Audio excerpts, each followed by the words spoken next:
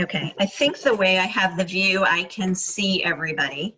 But if I miss you, I'm trying to minimize the screen a little so I can see some things on my computer.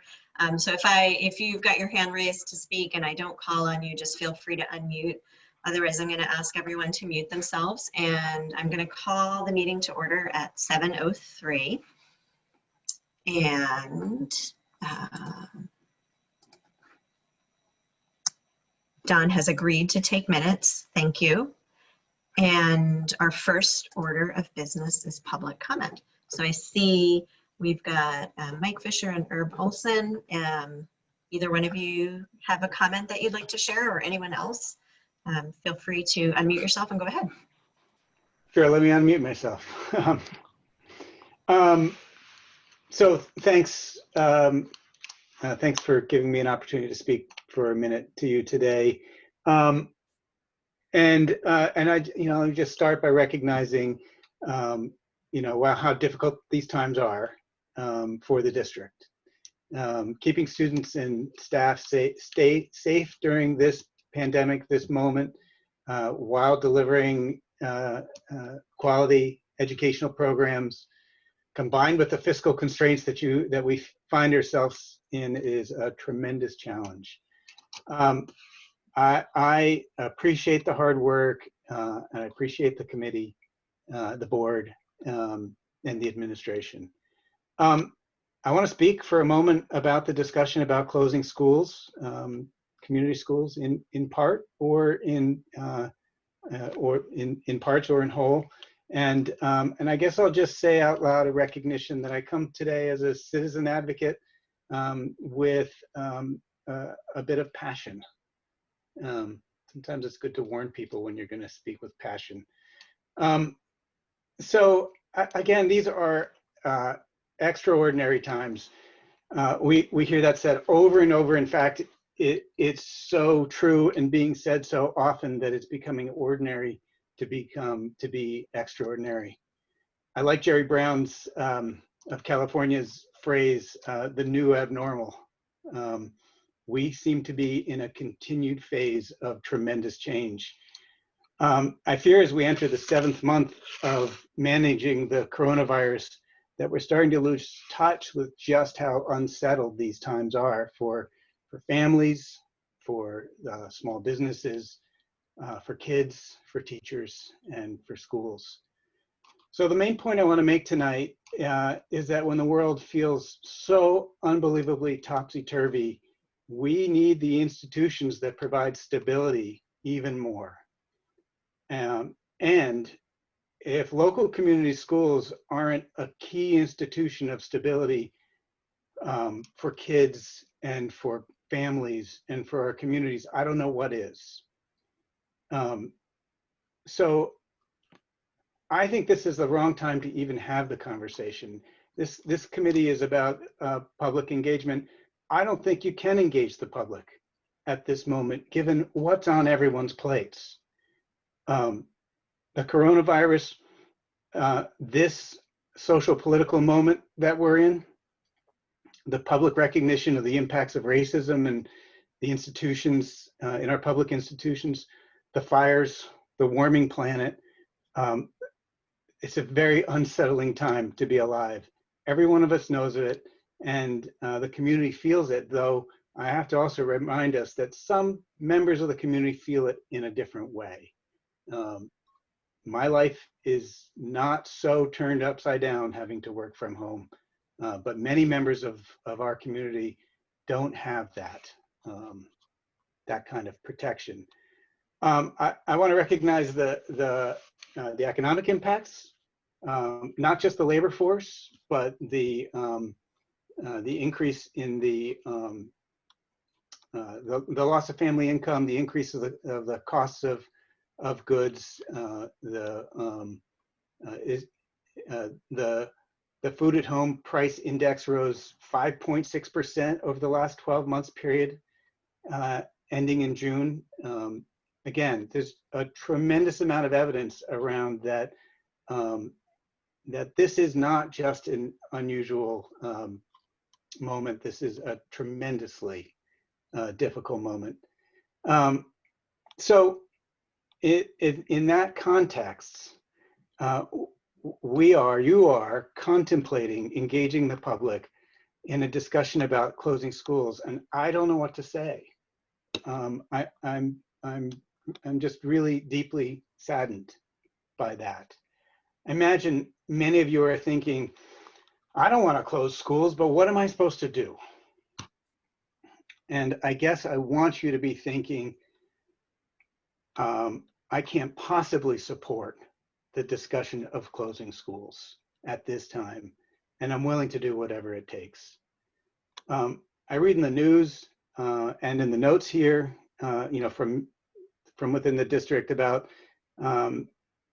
discussions about numbers 4 and 10 years out, both student numbers and budget numbers. I just want to say out loud, I have absolutely no confidence in multi-year predictions at this moment. Tiny aside, did anybody read the New York Times article this morning about global change migration? Things are really changing. Now, I'll be honest, you know it, I'd be in opposition of the discussion of closing schools at any time, but at this moment, I'm just really dumbfounded. Lastly, I'm so thankful that we passed in our Articles of Agreement a standard that an individual town would have to vote in favor of closing a school, the school in that town. It provided a really valuable stopgap that gave many people the comfort to vote in favor of the consolidation. And then I read in the notes a discussion about changing the articles, about taking away that stopgap.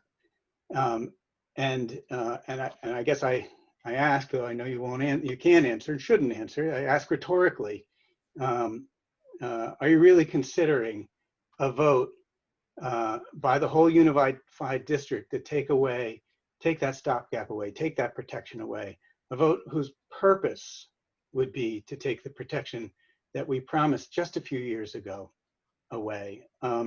It might work. You might be able to do it. The unified vote might well vote in favor of such a thing, and we'll never know how individual towns voted on it. But I guess my last thing to say is I hope that the members of the board can't stomach such a maneuver. So that's my passionate statement, and thank you for listening to me for a moment. And I think Herb is gonna come after me to talk a little bit about a bit of a different perspective. Yeah. Thank you, Mike. Herb, go ahead. Yeah, I don't see my screen picture on the screen. Not that it's, particularly attractive, but, you do hear me, I hope. Yes, we can hear you. And we see your name, but you're not visible. Yeah. I see my name. That's good. That's helpful. So I'm Herb Olson. I live in Starksboro. My claim to fame in terms of education in the district, 2 sons, graduated from Robinson School in Starksboro and Mount Abe. And, I really thank you for the opportunity to attend your meeting and to give a few comments. I totally support what Mike says about, geez, this just doesn't seem like the right time. I won't, just push it down the road. There's nothing sacrosanct about town meeting. People have, schools, administrations, towns, cities have votes on all sorts of things at all different times.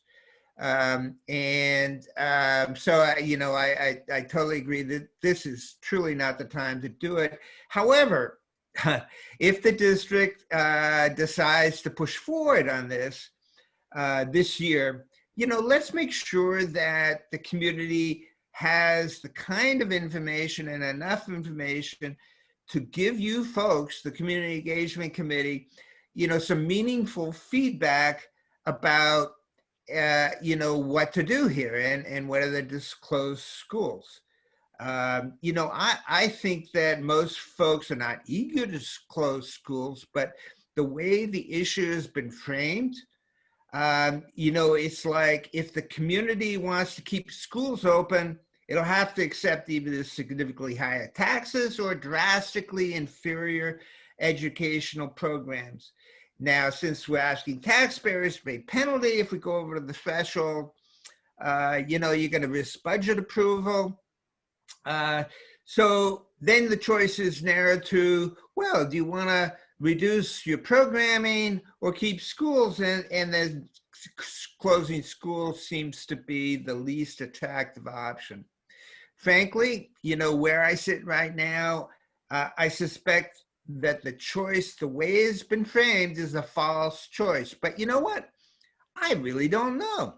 And I don't know because we really don't have the kind of information that we need to have to make, a meaningful response to, well, do we need to close schools?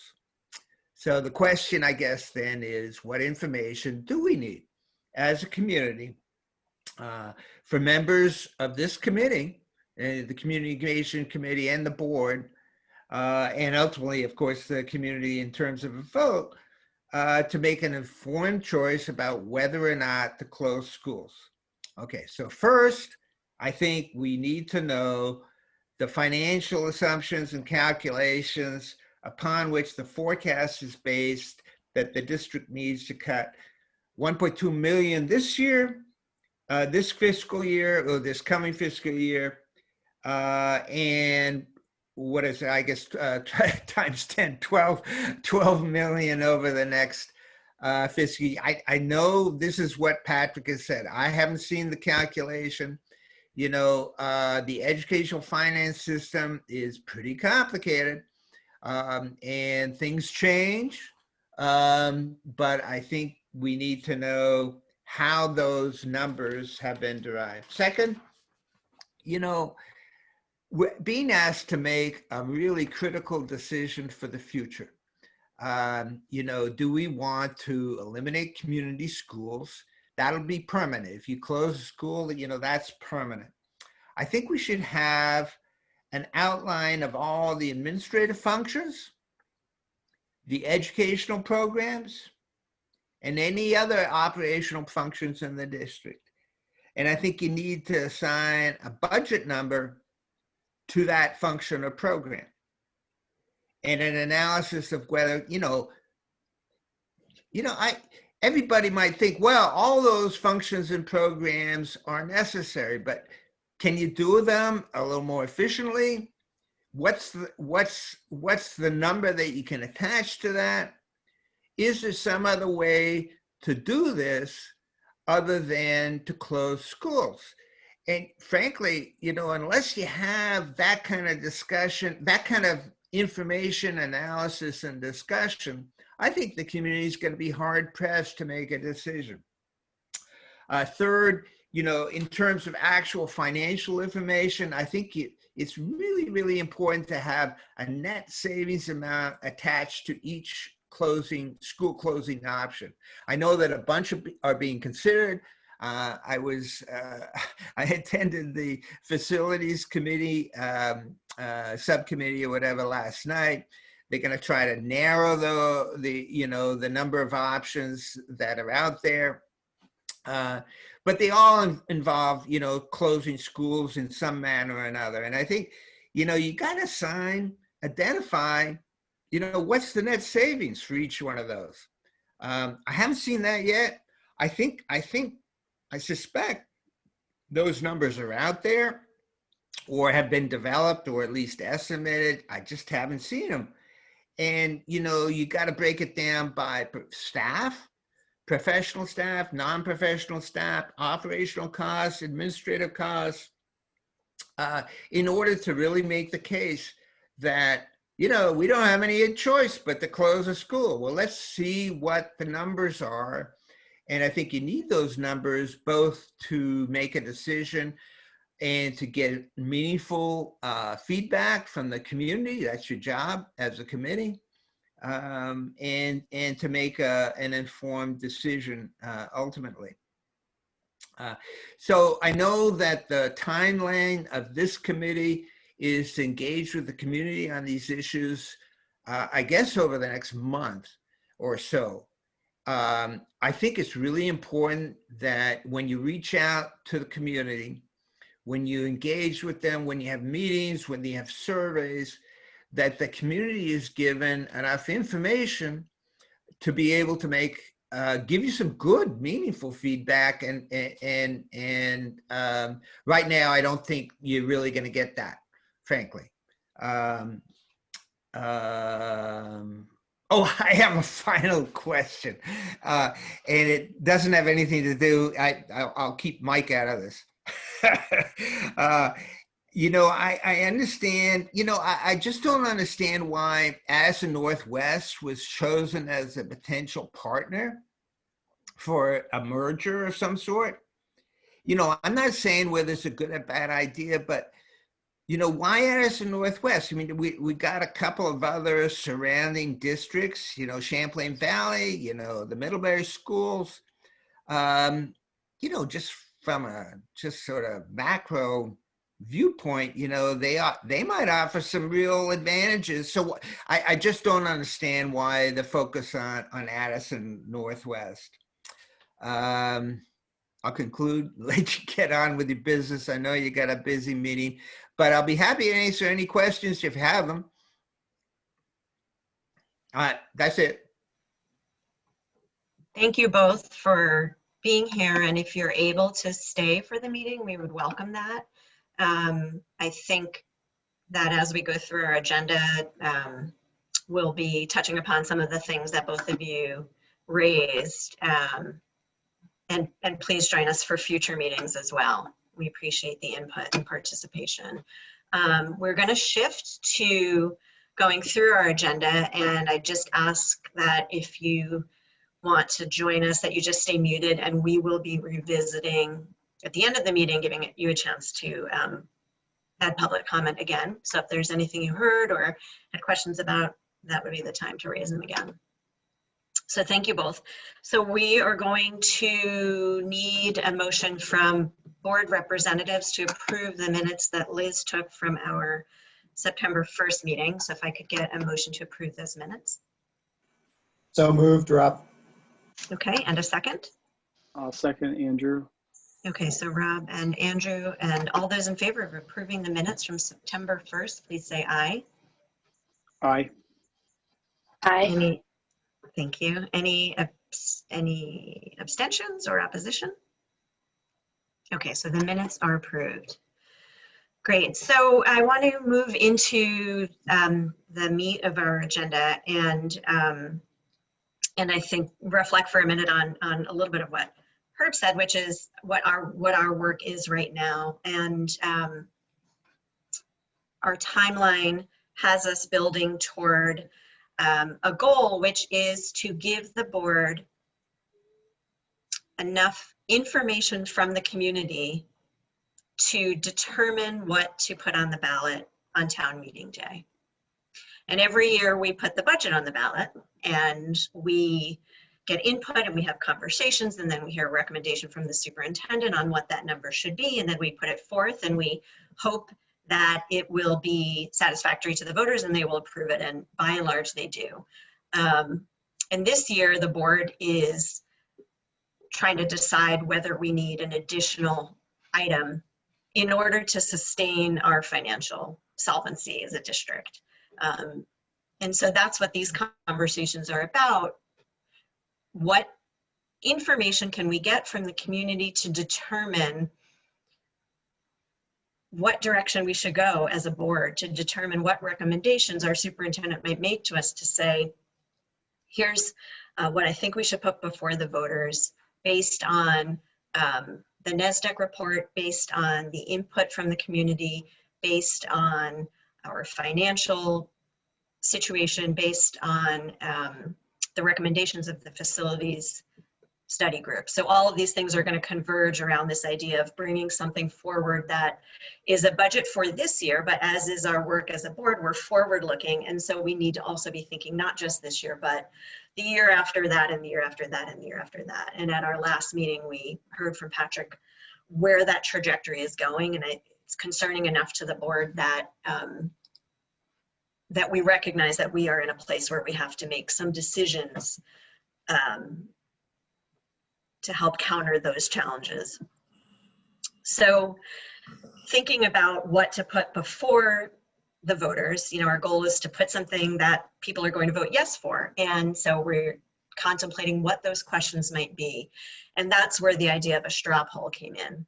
And so for our agenda this evening, I thought maybe we'd start there with what those questions might be, because I think that helps us to move backward in terms of making sure we are, as Herb pointed out, providing enough of the right information to the community and in a way they can digest and give them opportunities for input. So when we get a handle on what those questions are, I think that will help us better focus in on how to then have people be educated enough if they're faced with such a poll to even know how they might answer. So I'm trying to think of the best way to do this. I think I'm going to share my screen for a moment because I'd like to show you kind of how Rob and I framed these questions today. And I think that's maybe easier than asking people to open in a link. So hang on one moment when I do that. Okay, so Floyd, hi, welcome. You're the only person whose face I can see right now. So can you just give me a nod if you can see my screen? Great, okay.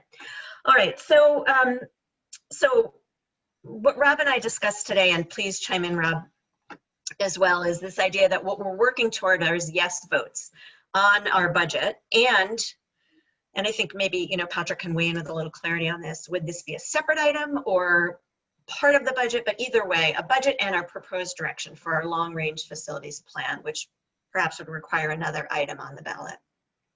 So given that, with all good engagement, we want to have some demographic questions because we want to do the best we can in reaching out to as wide a range of of the voters as possible. So here are some examples of questions we might include for the demographic piece. But the questions and feedback on those are welcome. But the questions that I most want us to think about are the ones that would constitute the bulk of the poll, and that we think capture what it is we're hoping to get a better sense of from the voting public in terms of if they were faced with an item on the ballot, what they might be most likely to approve. And it may be that they wouldn't approve any of these things, but again, thinking about what to put on that ballot, these are some of the questions that have been put out there. What I think would be helpful is if this group could take a few minutes to look at those questions, to think about whether they capture all of the possible things we would put before voters, so that we can share this feedback with the board at our meeting next week. And then the board can weigh in, and then we can then work to build the survey. I'll just say one other thing before I pause.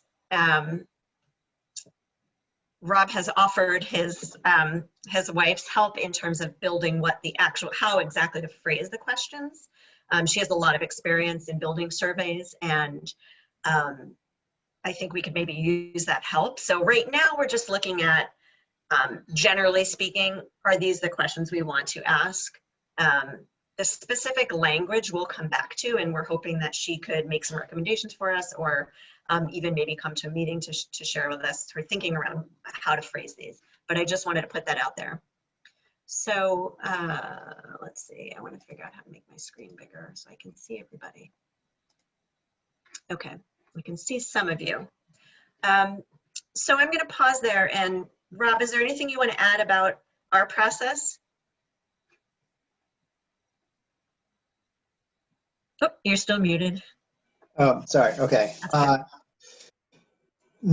No, I think Krista and I talked, and these questions are sort of, obviously a big 30,000 foot view questions that, and when you try to unpack some of them, I agree with Herb. Like there's a lot of information that needs to be shared, and I tried to reflect on, Andrew, you've spoken to the sort of the three legs of the stool and what we talked about at the board retreat and have discussed, but trying to also, I think it's important to really have clear, concise language in what we're asking folks that they know as clear as possible with the right information, so that they understand what it means, aside from closing your school, why that is even an option we're putting forward and stuff like that. So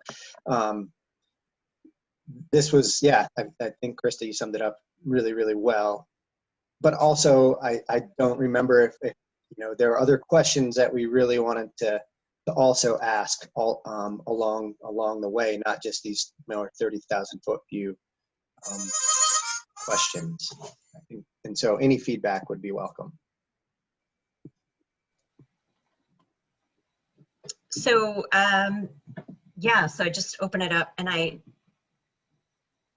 want to keep sharing so you can keep looking at these questions, but I can't see everybody's hands. So okay, I see Nancy with her hand up. So why don't you go ahead, and then if I don't see you or call on you, just unmute yourself. Go ahead. Well, what strikes me about these questions, and I'm sure, Rob, you're thinking about this sort of thing, and you sort of alluded to it just now. In order to answer any of these questions, people need a lot more information. And it would be, I know this group is planning to get some information out before the straw poll goes out, but the information that people need to answer these questions needs to be provided at the same time that they're facing the questions, because not everybody's going to make those connections. So just for example, people would need, for that first one, people would need to understand that right now a school cannot be closed without a positive vote of the town in which it resides. And it would probably be helpful for them to know that that was one of the articles of consolidation that were approved by the Department of Education, or the agency, maybe it was the agency then. To answer the second one, people would need to understand that would be changing the article that I just talked about. The third question, people would really need to understand, and I talked about this at our last meeting, people would need to understand what the spending threshold is projected to be, what are the dollar impacts from my taxes at a given assessment rate this year, the dollar amount of my school taxes, and what would they be if we didn't exceed this threshold, and what would they be if we did. People would need that information and to understand what a threshold even is in order to answer that. In terms of the second to last bullet, people would need to understand what programming is being considered. And it's not enough to show, I mean, I don't know if the administrative team has had a chance yet to talk about what they need to do in the current year, especially, and beyond, to stay under the threshold, or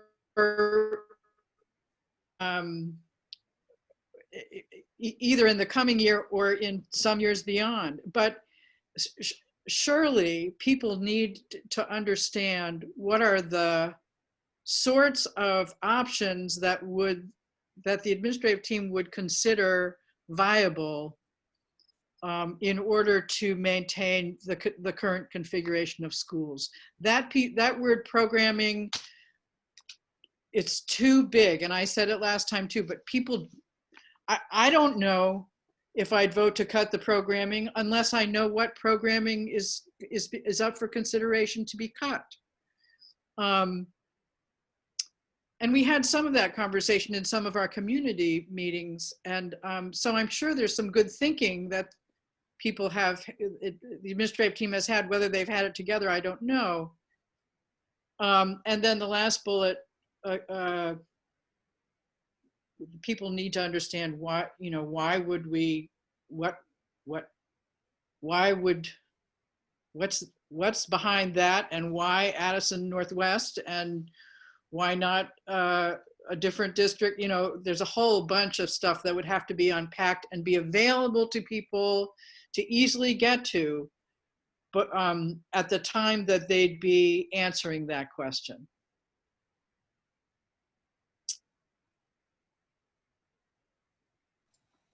Go ahead, Floyd. I look at this and I think if we took the word vote out and said, would you consider closing a school? Would you consider? Because if you were asking them to vote, we're asking them to make a decision, yes or no, on these questions. If we change the frame of the question to, is this something you would consider? Because to Nancy's point, we can't possibly give them all the information for all the scenarios for them to be able to make any sort of a quick, informed decision on those questions. But we can ask them, is this something you would consider based on what you know currently?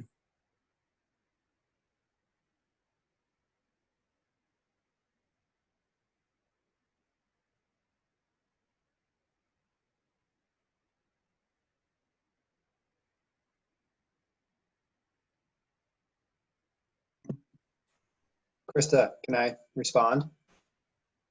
Yes, go right ahead. So yeah, Floyd, I've chewed on that a little bit too, and again, Krista and I today chatted about the idea of consider versus actually would you vote for. I'd feel better with knowing really where people stand. In the sense of consider, because you can consider one thing in the fall, but when you show up to vote in the spring, your vote might be very different. Now, your opinion, if you say you're going to vote one way in October and then show up in the spring, and you could vote another way, of course. But I think I personally would feel that I would love to have them as concrete of an answer to these questions is possible moving forward when we consider that we do want to know what we put before the voters seems to be the will of the owners of our school district. So that's my response. I have thought about that. I've considered the consider, but I feel like there's a lot of gray area there. And I completely agree, Nancy. We have a lot of information that does need to be shared, and that's a heavy lift, but that's a lift we have to do.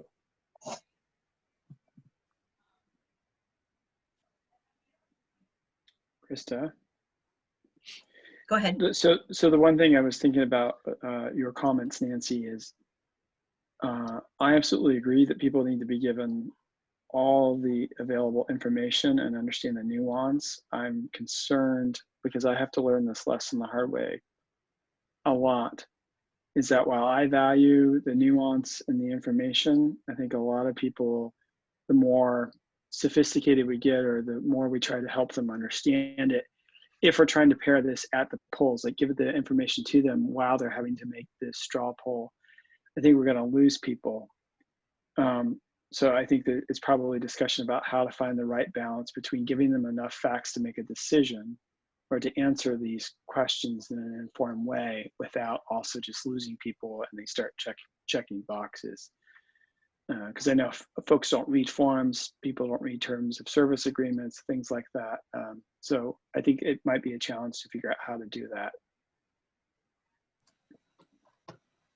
I think asking people how they would vote at this time is ahead of the game. I would almost use a 1, 2, or 3. Like, how strongly do you feel about this?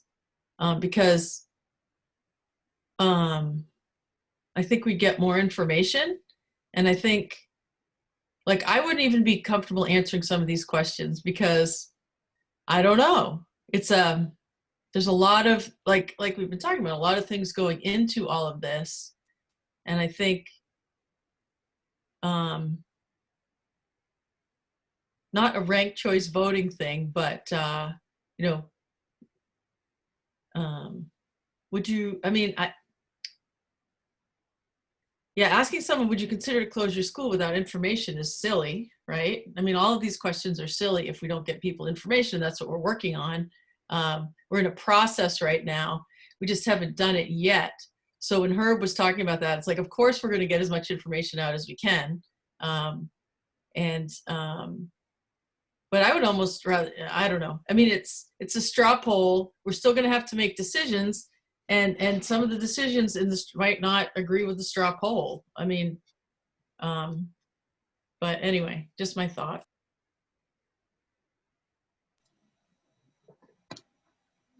Okay, go ahead, Nancy. Well, I think I agree. You can't overwhelm people with information, but it's really a formatting problem in a straw poll. There's got to be a way to show people the questions, and then to also show them an easy way to get to information, background information on this question that might help you answer it. So, I mean, that's really a formatting problem. But, you know, at the same time, I don't want to leave what Mike said out of this discussion. This is the new abnormal. The sense of urgency that the board may feel about making some decisions around closing schools are based on projections and some assumptions that are hard, that it's very difficult to have confidence in at this time. So I'm wondering if it would be wiser to focus the straw poll questions on the FY21 budget. And in the meantime, let some of what's going to settle, especially given the influx of people coming into Vermont, the likelihood that we're going to have many more jobs in the near future because we're going to be able to expand broadband access across the county, those sorts of things, because we don't know who's going to get elected president. We don't know what's going to happen with federal money being offered to states to help them support their schools. We don't know any of that. And to get people wired up about this in this time where we're in the new abnormal, with so many things up in the air, I think is going to backfire. So I think I'm just looking at time, and I want to talk a little bit about, or make sure we have enough time to look at this really important question of getting as much information out in as digestible a way as we can. So if folks are okay with shifting to that, and then if other feedback comes up about the survey questions themselves, we can come back to that.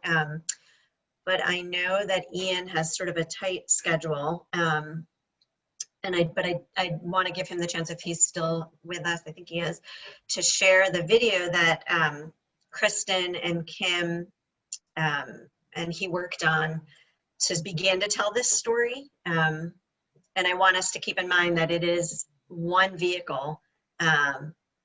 So it would be great if we could view it and then offer feedback for Ian, and yeah, just any reactions we have to it. So Ian, is it best if I share my screen with you? Is that the best way to do this? Or allow you to share your screen, I mean? Well, I don't know Or- how are, in terms of Or the should I lag. just do the link? I have the link, so I can. Yeah, I mean, if you did the link, I'm not sure of the lag when you're sharing a screen and how that would play. I don't know if in terms of the video, in terms of your connection and other people's. Oh, I see. You could share the link. It's like one thing to share a still, but to share a whole video might be more complicated. Okay. You could share a link to the video in the chat, Okay. and people could watch it. Since it's only 2 and a bit minutes, people could watch it individually on their computers, and then we could talk about it after that. Was that Okay. if that's okay with everyone? So I am going to get the link. Let's see.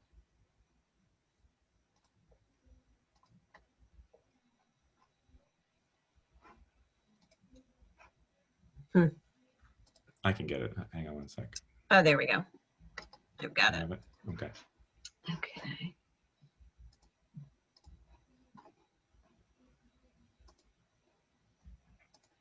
And Ian, is there, or Kristen or Kim, anything to say about this as people are looking at it, or should we just have at it? I just want to thank Ian for hustling, and he and his wife did a great job. And I think everybody, what we need to keep in mind as part of this process is that this, as Krista said, is just one vehicle, but there's going to be a series of 3 of these videos, so that as much information as we can possibly provide for people with links to a web page that has cost breakdown, and for people that want that kind of detail, that will all be there. So, so the idea behind this is that it's a way to reach people as best we can, to get involved in the conversation, and to know that we're working towards this October 26th straw poll to get a sense of where people are and how people feel. So, so that's all. Okay, so everybody take, I think it's no more than 3 minutes long. So let's all view it, and then while you're muted, and then we'll come back and talk about it. They got it down to 2:15. That's awesome. So 2 minutes and 15.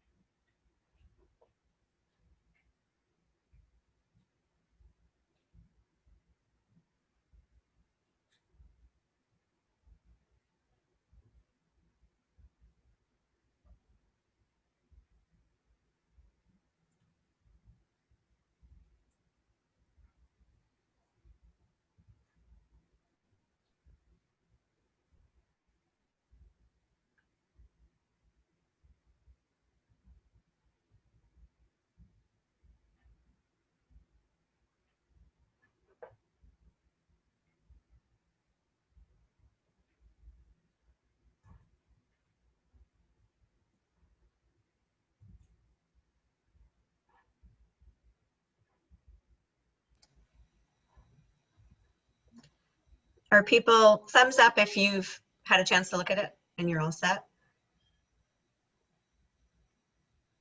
Okay. All right. So thank you so much, Ian and Kristen and Kim, for all of that work. Let's talk about the video and see what sort of feedback we might have on it. What are people's reactions?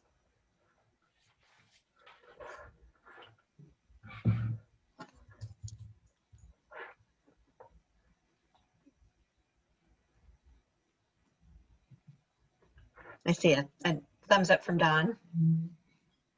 I thought it did a really nice job setting the context, kind of bringing us from our history up to sort of where we are now, and set the stage for digging a little deeper into our challenges and what really will be our future challenges. So I thought it was a great first segment based on what we discussed at the last meeting.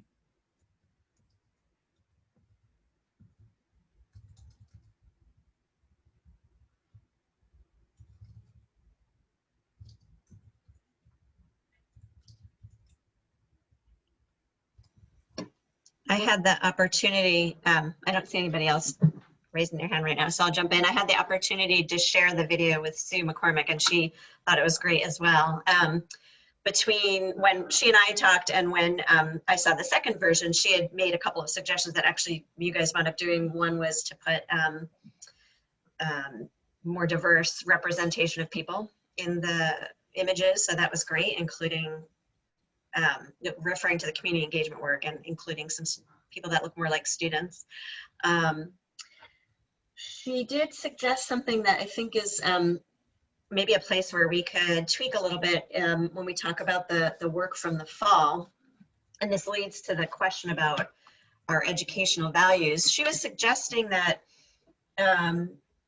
we be more specific about what came out of the fall engagement work. So I think it was mentioned that there were some values that were developed and information that was shared. And her suggestion was, could we be more specific and, you know, remind people of these 8 core educational values? And that leads us to then giving us an opportunity to ask people in some way, shape, or form to revisit those or to. We were going to do that in the next video. So we were going to do the values in the next video, and I think, was it Kim that was going to call those out for me as I'm doing that one? Just so that was going to go in the next video as data, because I consider that data, right? Do you consider that data? So the next video is like the data thing. Great. So that will involve people probably having to pay a little more attention, and that would include those values. In fact, I think the video might start with that. I was I don't know yet. I haven't started writing it, but okay, awesome. Kim and I had talked about that, and we the next one is the one that really has a lot of stuff, and maybe some will be in the next one too, but having the next video be and the values I consider to be data, if that makes sense. Yep. And so the first one is kind of like, hey, here we are, without getting into the weeds. And then the second one will be mostly weeds. And then the third one, as we said, is more, how do we move forward knowing what we know, and maybe more data, but we'll see. Okay, that's helpful. And it looks like, thank you for that reminder, Kim, about the timeline in the script and how that will unfold. And when you're looking at the values piece, that the document that we developed with Sue articulates them really well, so you can just use that as your guide. The other thing she was mentioning was, I think it's like about a minute or so in, we talk about you know, working together to create a vision for our district, and we were wondering if vision is the right word. We've already got a strategic plan and kind of a district mission and vision, so maybe cutting out that piece about vision specifically, that it's that we could maybe tidy that up or be a little more clear. At the last meeting, Patrick had used that word a lot, so that's why I put that in there. Okay. Do you know which section I'm talking about, Patrick? If you go back to the video, I think it's around 1 minute and 6 seconds, or it says, how can we shape our future together and create a vision to improve our students' education in a sustainable and fiscally responsible way? Yeah, I don't think it's inaccurate to use the term vision, but I Okay. with your point that it may be confusing because we do already have a vision statement. And in fact, the vision statement is shape our future together. So maybe a different word may be better and less confusing. I don't know how many people will be too confused. I don't know how tuned into our vision statement the masses are in our 5 towns. Right. So confusing to Right. many. So I think I think her concern was more that to not give folks the impression that we're going to be doing at this stage visioning around how we're educating kids. It's visioning around how to surmount this.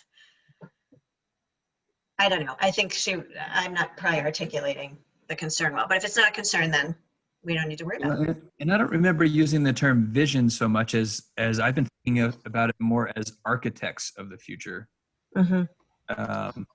Just our ability to design something, to make some decisions, to be intentional, and really determine what our future looks like. Go ahead, Nancy. I do think it's a great context setter. And in light of some of the things that you've said, I don't think it would mar the other 2 versions to at least quickly list the values that those community meetings generated. And also even to list the goal areas of the district strategic plan. There is one image that I think really needs to change, and it's the point early on where the consolidation of districts is described, and the image shows school buildings becoming one school building. And odd as it may seem, there are people who still don't understand what consolidation was, but I don't think we want to be sending the message that going from multiple school buildings to one school building is something that's already happened. So I think that image probably needs to be adjusted.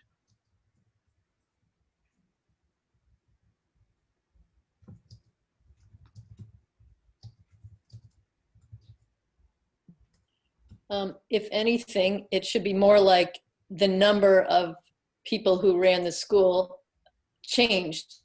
Some people left and now it's one group, but all connected to those 5 schools. You know, instead of we have a little cluster of board people around schools, we just came to one group and the schools are still as they are.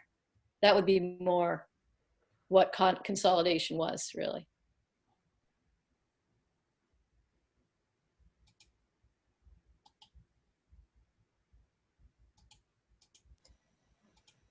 Kristen and Kim, can you guys remind us? I'm thinking about our timeline, and I know we want to roll this out next week, right? So is that all 3 videos going out next week, or is that the first one next week, the second one the week after that, the third? Can you remind us of the timing? I think they're 2 weeks apart. Are they about 2 weeks apart? Oh, I think you're muted still, Kim. Sorry. In the chat, I put the media timeline. So the first draft of the videos today, and then we had comments and edits due by the 16th. It's hard to kind of, in a group setting, like I said, I think last time, design by committee is really tricky. It's almost easier if people send in their comments via, email or, quick, even in the chat here. And then we can take everything and look at the whole project, and there's a week to do that. So final production between now and the 21st. But in the meantime, we're going to be working on the second script for the second video, and then the production will happen during the week of September 28th. So, you know, so it's going to go fairly quickly because we have to move right into the next one. But we have 4 or 5 days here, and so the best thing to do would be to send comments via email, and then remember that we're really trying to keep it to 2 minutes, between 2 minutes, 2.5 minutes, because people will lose people, and we want to engage people. So the important thing is to try to keep people's attention, have a place where they can go for more information, and so they know that this is something everybody needs to start talking about. So yeah, because of the time, we're going to have the mentioning of the strategic plan, mentioning of the values, putting some data up in the next one. Again, that's what Ian recommended, keeps people's attention. And this is just one way of conveying information. We'll have all the charts, and those will all be available on the website that people can go and see, or they can call us and ask questions. I mean, we're definitely trying to get as much out there as we can. And this is just one way. And so we've got about, after this video, we've got about 5 more minutes. And as you can see, you can pack a lot into that amount of time. I was kind of surprised. These guys are good. And that was really cool. So anyway, so we can and I'll definitely have Patrick look at that vision thing and see what I can email that to you right now, Patrick, and maybe you can work on it with whoever. Cause yeah, I mean, this is just the skeleton, right? So it's a little more than a skeleton now. So I'll email that to you, and maybe you could look at that and figure out some wording. Sarah? Yeah, I just wanted to say that, like Mike was saying earlier, you know, we don't want to be having this conversation, but given that we need to have this conversation, I think I just so appreciate the work that Ian and Ray and Kim and Kristen have put into this, because it's just such a clear articulation, the clearest articulation I've seen yet of the beginning to articulate to the community what's going on, where we've been, where we need to go, the information we're trying to get.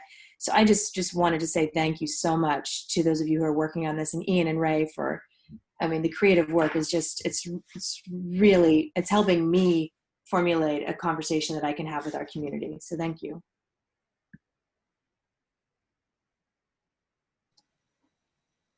Okay, so just to get my head around this, again, I'm not able, for whatever reason, Kim, to download the timeline, but I just want to make sure I know what you guys need for us, since we probably won't be meeting again before the next rollout. So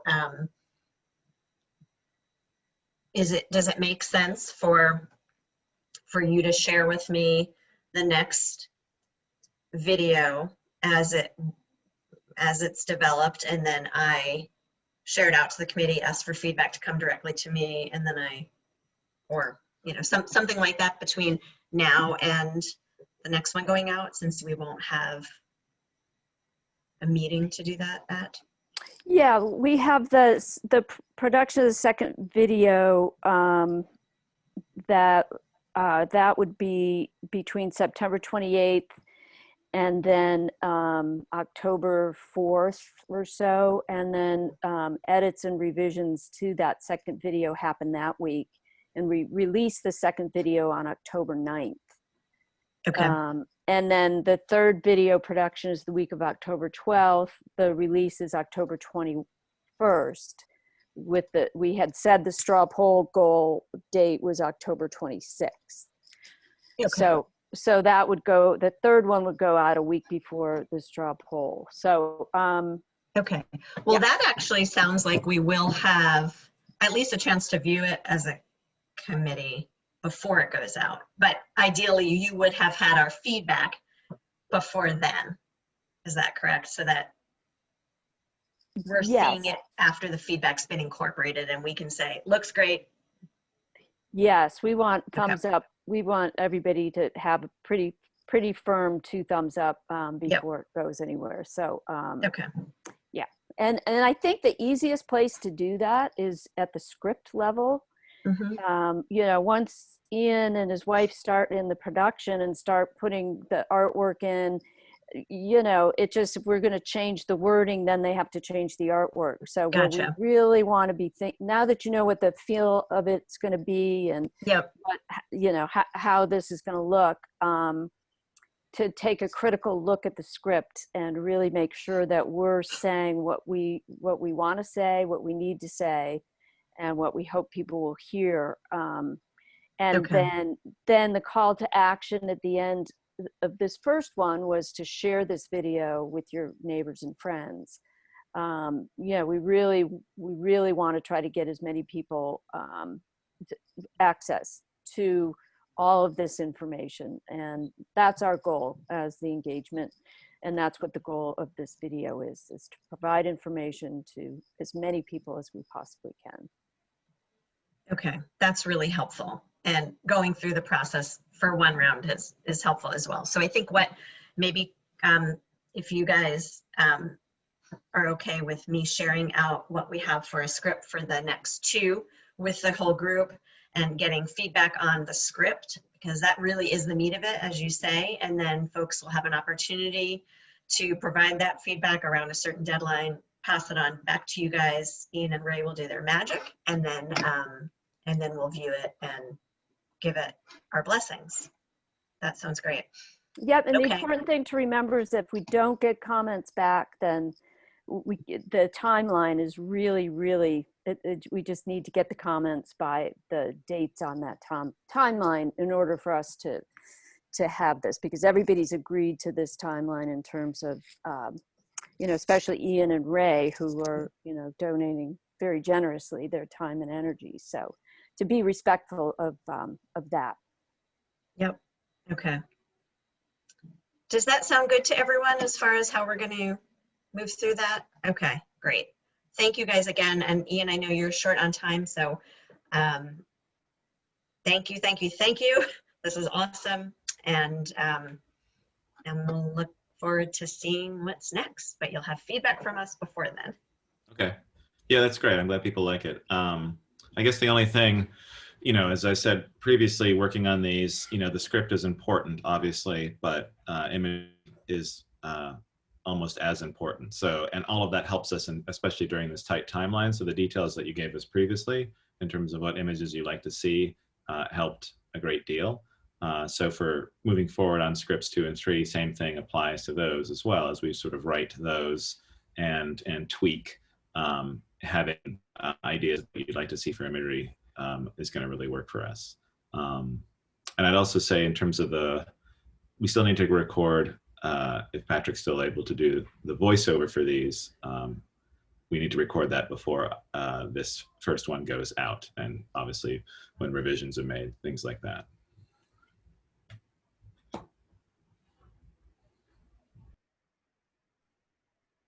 Yeah, I'm happy to do that. I thought your voiceover sounded great, and I'm happy to be the voiceover as well. And just need to know, is that something I would record in my office, or do you have a studio? We can figure out logistics, but I'm happy to do whatever's needed. If you have a way to record high quality audio in a quiet environment without echoes, that's the best thing. If you have that available to you, great. If not, our studio is our house, and we do have our mechanical room is actually our audio room because it has a lot of sound dampening stuff in it. So I'm fine with you coming down here. Obviously, you would need to remove a mask and things like that to do the recording. So there's logistics there in these times that we have to deal with. So I guess if you're able to record audio yourself, and maybe you just record a test file of it and send it to me and I can see how it sounds, that would be a good starting point. And then if we need to make it a little bit better, we can figure out how to do that. Sure, I can use, I can work with the person that I've been shooting the videos with, and he has some better technology than anything that I can get my hands on readily. Yeah.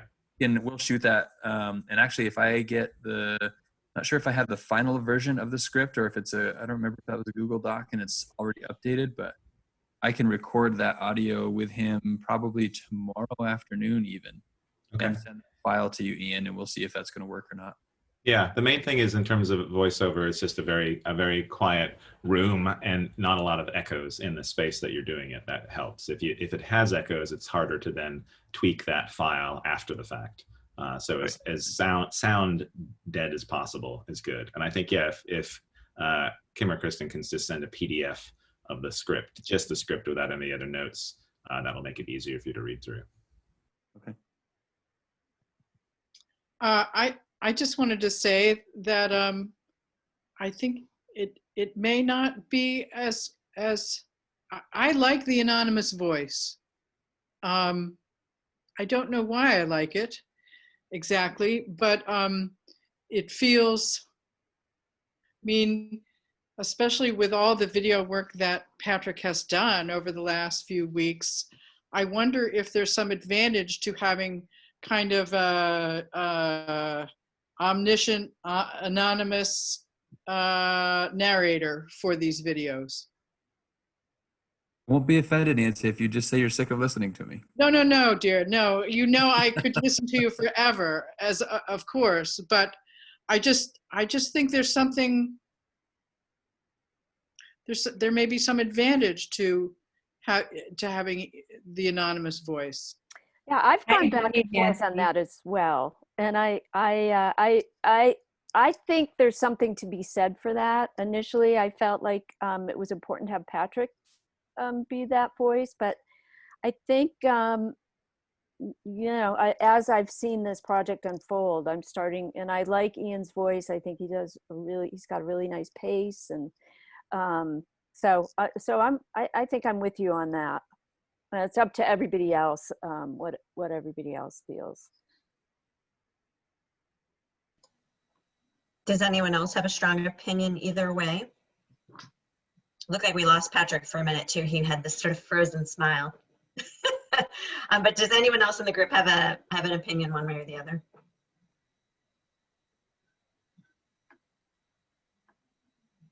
Okay, so maybe we defer to Kristen and Kim to make that No, call. I think it would be great if Ian would do it, and it would be less trouble for Patrick because I know he's really busy. I think it's great. It's even my husband's like, oh, I like the voice. So I mean, we're all showing it to our husbands, right, and whatever, or wives or whoever, partners. But he liked that a lot. So Is Ian Okay. still here, or did he leave? I'm here. Oh, would you be willing to do that, Ian? Would you be willing to do the voiceover? Sure, that's fine. Okay. Yeah, I don't particularly like my voice, and because I lived in England most of my life, I know that sometimes some of my speaking or the way that I pronounce things is a little bit different. So if you noticed anything where you're like, why did he say it like that? Even if it's like a slight thing, let me know and I can tweak it. Just how you said Starksboro, that was it. Right, My son I was thought going that to say the same thing. Just that, nothing else. Otherwise, exotic might be good. How do you say Starksboro? Just like that. Wait, so how did I say it then? Just like that. No, I think I you didn't said. notice it, and I live in Starksboro, Ian. Oh, that's good. That's good then. All right. Well, that's awesome, Ian. And then you can do it on your own time. And Kristen, we'll have to commit to get a final script with these revisions to Ian tomorrow. Yeah, tweak that, and then it doesn't seem like there's going to be much changed. I've made some notes in terms of the iconography of the consolidation. We can find another icon for that other than buildings. That's an easy fix. Yep, and the architecture, creating architecture on the vision or whatever that was. I sent that to Patrick to look at and maybe tweak. I sent him an email so he could get that back to me okay. at some point tomorrow, and we can easily get that into a PDF and send it over. Okay, great. Well, we'll keep revising until we get approval for the final. And I guess that's a good question, just in terms of the final, who needs to take a look at that just to sign off on it before. And then we also need to talk about how we're going to share this and who's responsible for sending this out. Well, the second, yeah, I think Patrick, there's a pretty well-oiled machine for getting things out on social media, Front Porch Forum and email blasts. So I think, and we've added to our list of folks that get regular updates, all of the select board members, which is great. So that's pretty easy. That part's pretty easy to do. I think Dawn is on here, so she can chime in as well. But I would think if it goes to Patrick and myself as the chair, and maybe Dawn, you know, just for a thumbs up, I think we're probably good. I'd also be happy to be in that group, if that's helpful. Sure. I would too.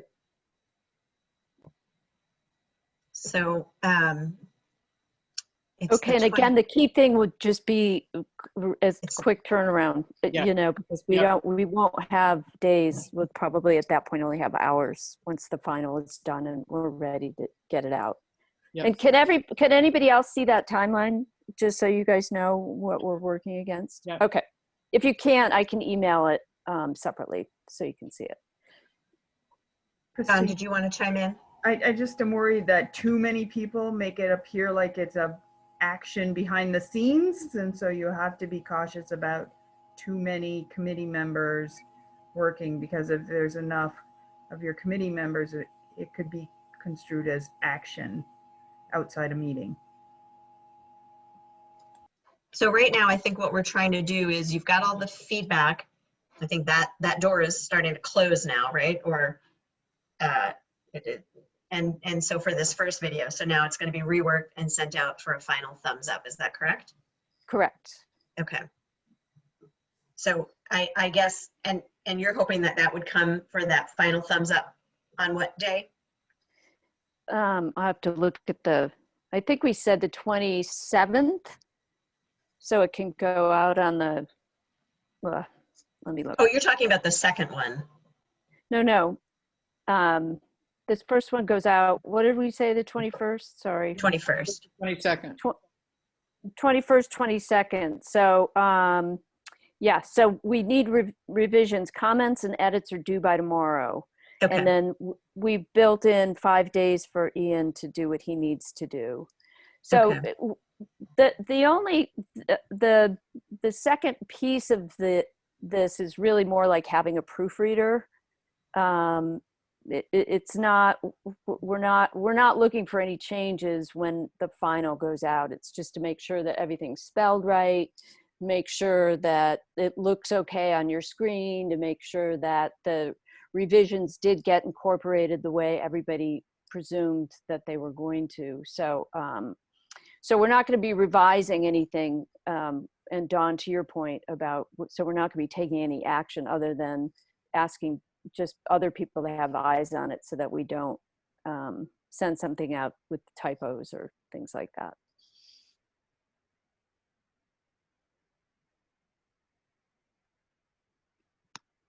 And I apologize for the untimeliness of losing my internet connection. Am I still doing a voiceover or not? You're off the hook. I'm off the hook? Okay. Actually, you are doing the voiceover, but you have to make your voice sound like Donald Duck. Okay. Okay, so here's what I'm going to propose. Since Kristen is representing the board and Kim is representing the community, this group gets all their feedback between now and the end of the day tomorrow, and then the thumbs up can maybe come from Patrick. And let's just keep it simple. As long as, I think we need to just get it out and not, if people have additional feedback, send it in, and then otherwise, I think we move it. Does that sound good to everybody? You mean on this first one? Yeah. Okay. Yeah. Okay. All right. Krista, So, I have one more question, sorry. oh yeah, go ahead. Regarding that, how do you want it delivered? It's currently, the ones are sitting on my Vimeo page, and it's a private link, which you could share, but I don't know if you have your own Vimeo or YouTube that you want to put and host the video at and share that link. That might be more appropriate. I think that's what we've been doing with the school videos. Is that right, Patrick, via YouTube?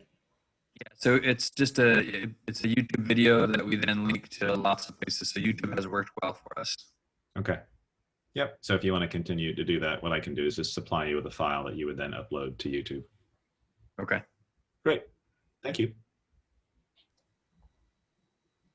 Okay, so I think if we're good on the video piece, which is awesome, that leaves everything else. So we had a third group. So we've talked about the video messaging and about the straw poll. And we had a third group that was going to talk about how to incorporate and whether or not to revisit the values with the community. And I think that was Don and Liz and Mary. Don, did you want to share a little bit of the thinking around that?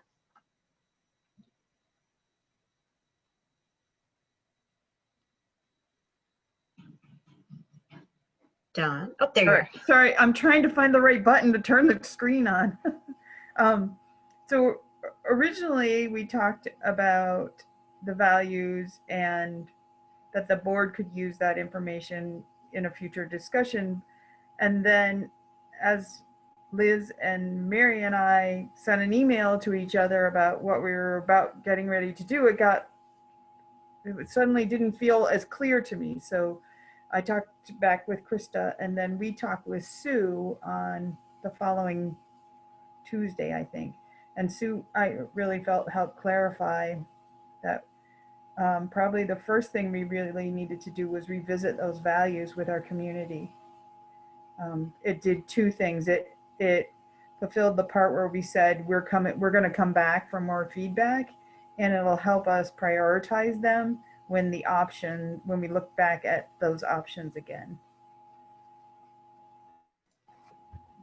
Did I miss anything, Krista? Nope. So I think what we need to figure out is how best to do that.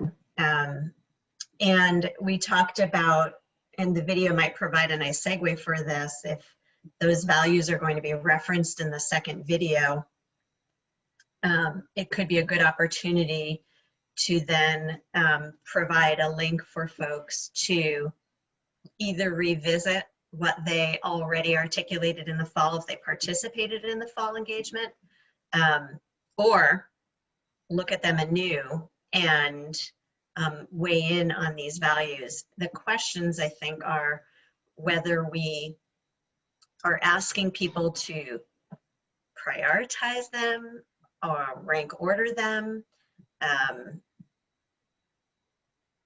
You know, what is it we're trying to capture about them?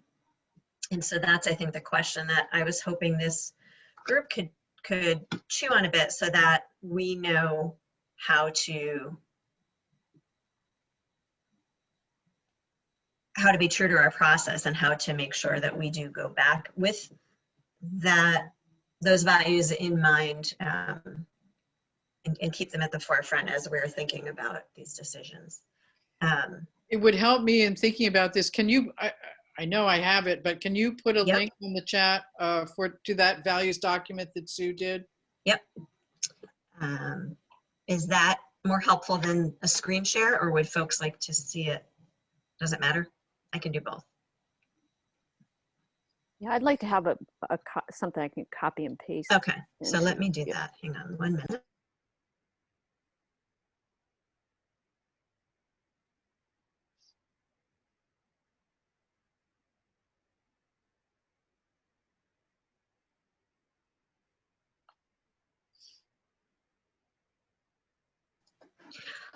Okay, so that link brings you to all of the values, but they're arranged in a, I'm not finding the word, scale. They're in a scale so that folks can prioritize them. And Okay. That's helpful to have it in front of us. yeah, so you can maybe see them here. And I also wanted to share, well, okay, so let's pause there for a minute and thoughts people have on how best to revisit this with the community. Or again, introduce it for the first time for folks that don't know that these values were developed last fall.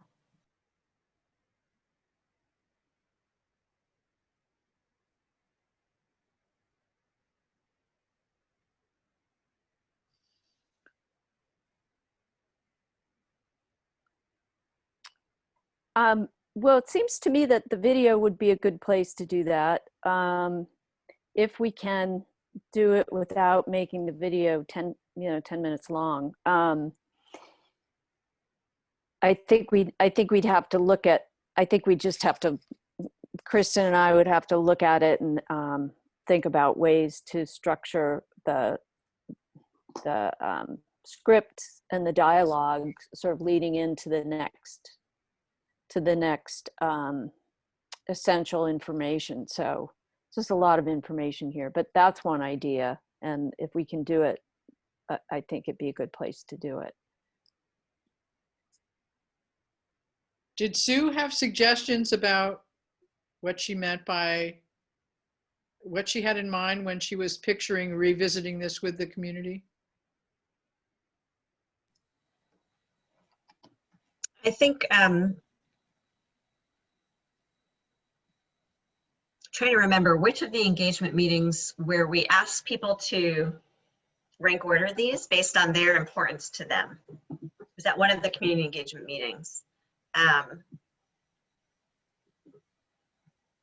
was we were trying to see if there was a way for people to provide input into and prioritize these values. Is that valuable? Is that helpful to our decision making to know where people weigh in on these range of values?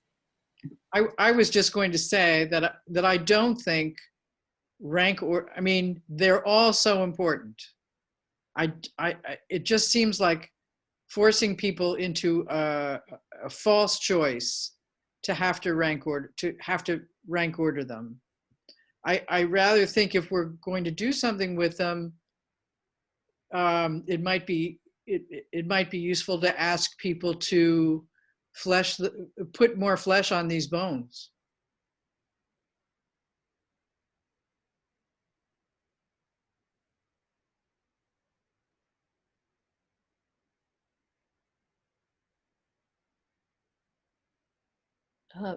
The fact that so much has happened in a year might be a reason for having people bring more to these.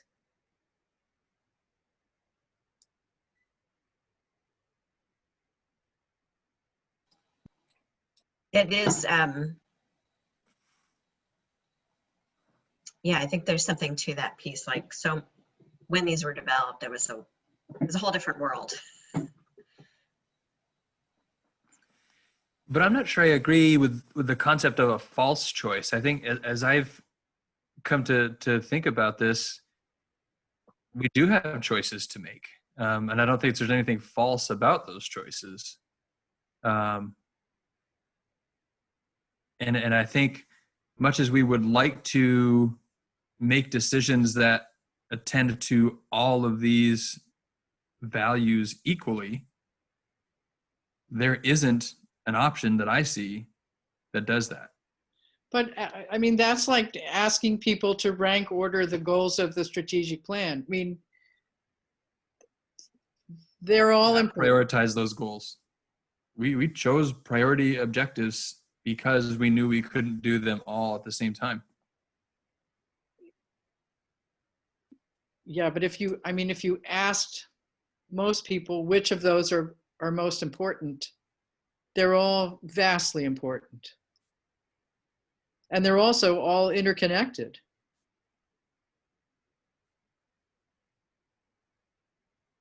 It's not a simple rank ordering problem.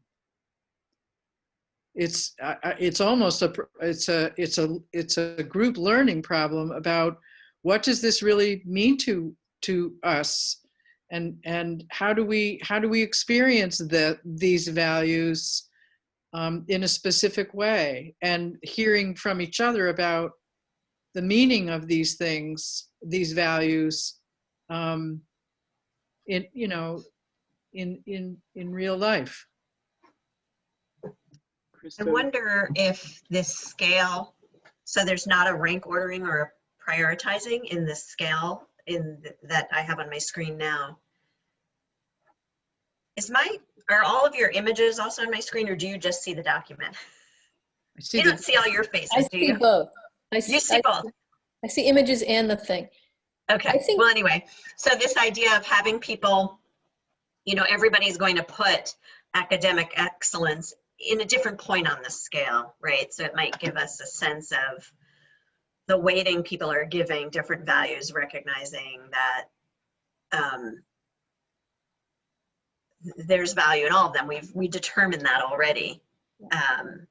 But the weighting of those really, it varies by individual.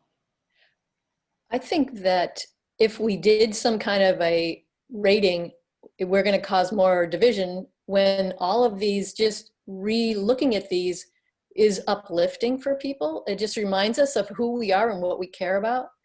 And I think keeping it at that level is better than going, okay, who wants this and who doesn't want that? And, I think something about the values is so important, but hopefully for really connecting us.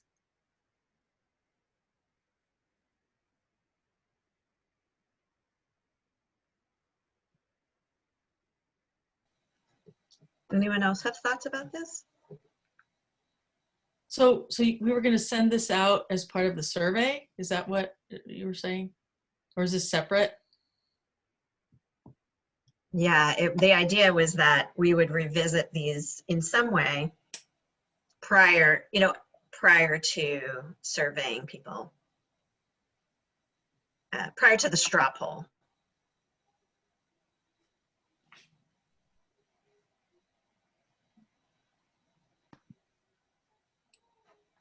I think it's simply really helpful to have everyone reminded of what all our values, what values the communities have come up with.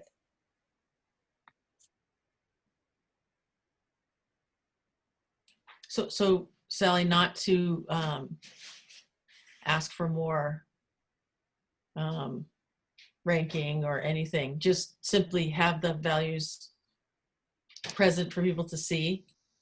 Yeah, possibly just have them see, but they could even possibly add, a little something, because things have changed a lot if they want, but just so they can throw that in there. I don't know if, I don't know more. Yeah, I don't know if that means then that doesn't mean they're incorporated necessarily, but just so that people get a chance to express themselves around these. I like that piece of giving people an opportunity to express themselves in some way, and maybe it's not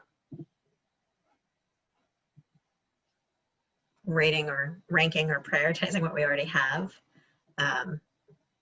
but just, does this still resonate, and is there something missing?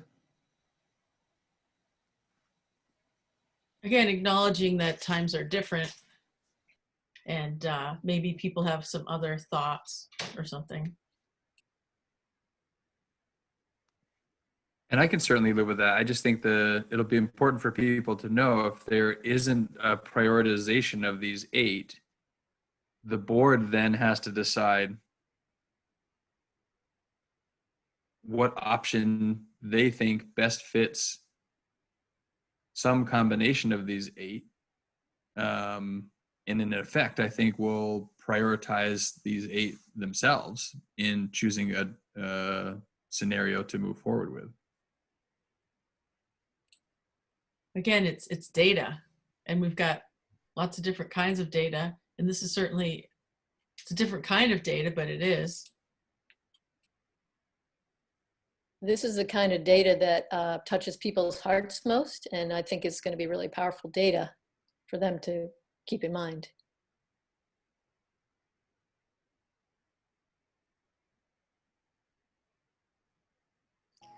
It does make me wonder about whether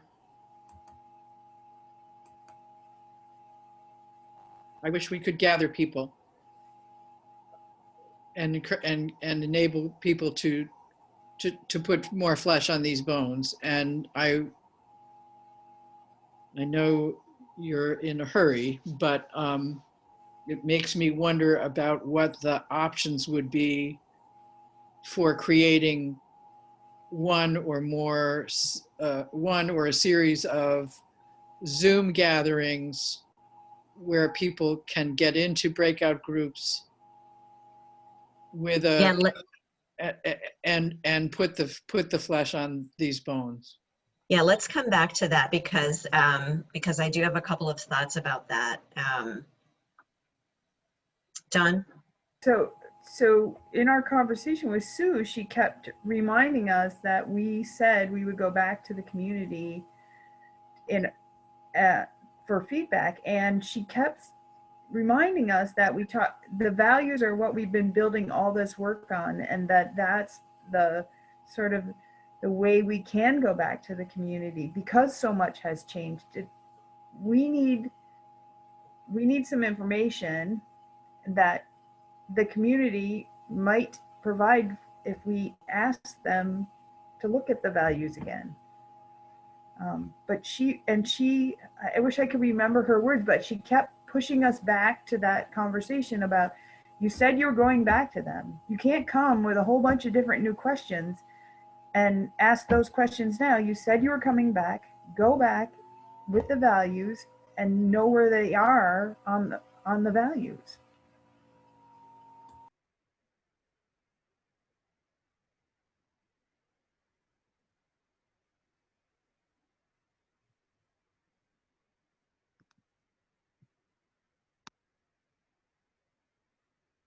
So Don, were you thinking that meant to actually go back and do the rating of them? Is that what you're saying? I took it as we need to know now, when people look at these, how do they feel? Do they still feel the same? We need to know that. We're about to ask some questions, and possibly the board's going to need to make some decisions, and we really need to know how they feel about these. Do you still feel the way you did when you created these, or has something changed? And maybe this one or that one isn't quite as important right now.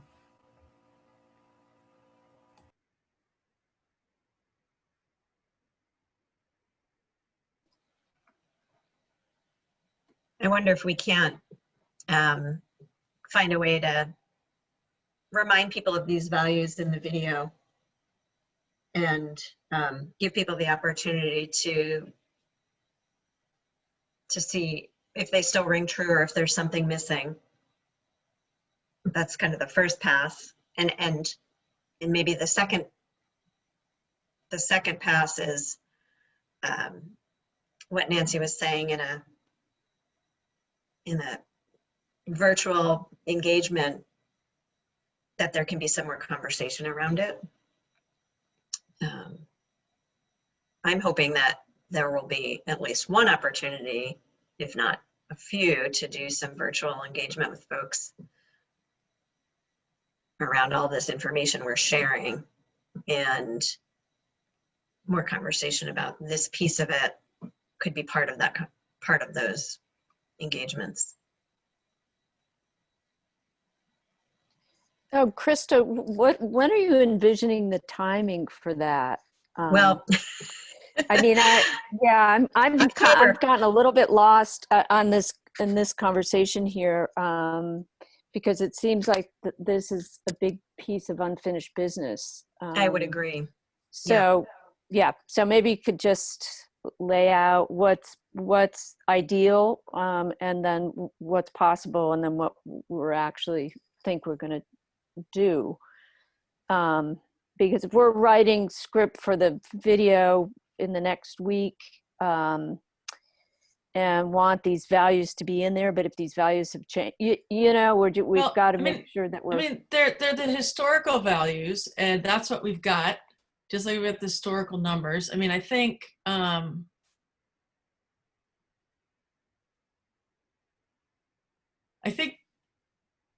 we can present them as we have them.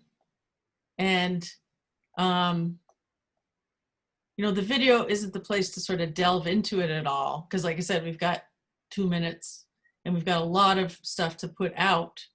So I want to separate them out a little bit. They'll be involved, certainly, because it's what the community, what came out of those events. And as to going forward, I'm not sure how to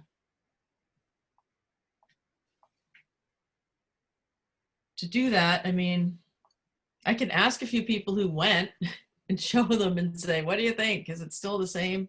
You still feeling the same? I mean, I don't know. So to get back to your, I think maybe part of your question, Kim,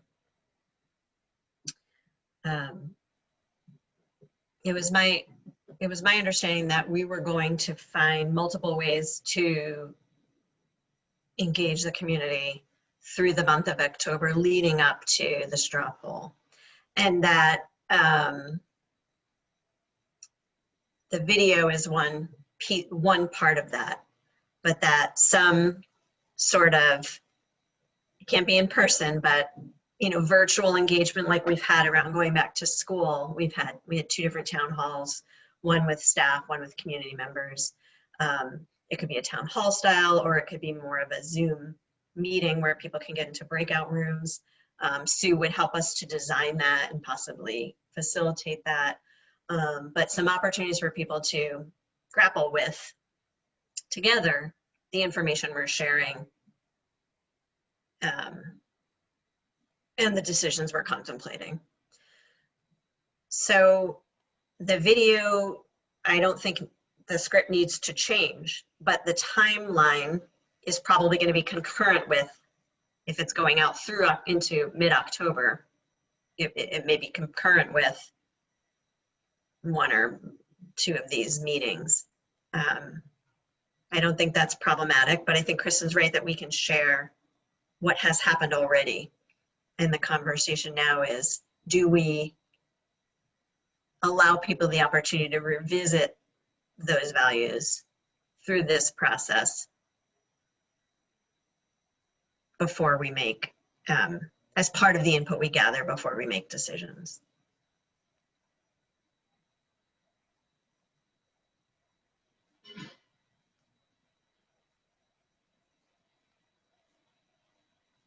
Go ahead, Rob. Yeah, I was in just thinking about sort of using the video, but also just could we also send the values out with sort of that 20-point scale, however you want to look at it, electronically too, so we could gather more data from more folks who might not be able to make a Zoom or town hall meeting. I don't know if there's enough time where we could do that and then gather that information so that when there is the Zoom or town hall meeting, that we also can say, you know, here's what other folks out in the community, and maybe those folks who are attending that too, here's what they came back with, and what else do you think? So just another touch point for other folks to sort of share their thoughts. I wouldn't say prioritize, but just like that sort of Likert scale. And because I think it's really important that we do have some sense, but then also if folks really want to talk about it, be there too in the room, if you will, to rehatch that conversation. Just a thought I had. I didn't know if we could have a link at the end of the second video, if that's feasible. If Patrick, at the end of one of your weekly updates, you talk about the, you know, a quick little, well, not necessarily quick, but a survey regarding the community values from last year. We sort of prime that pump, and it'd be also a good trial run to see sort of what type of response rate we get on something that has, you know, a survey electronic link, and thinking about best practice for the one that we put out at the end of October. I think that's a great idea. I was thinking the same.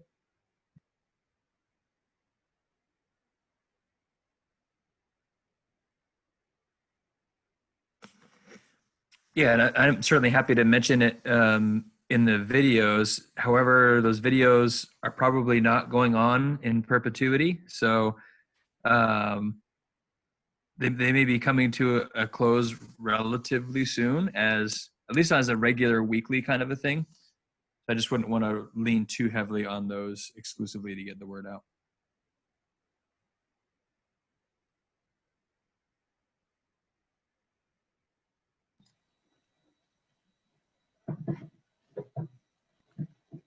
I think at the end of one of those, that new video would be a good spot because it's, you know, well, it depends on how it gets out to people. Whatever gets to most people would be the best, I would think. And I think the video is for, I don't know, I mean,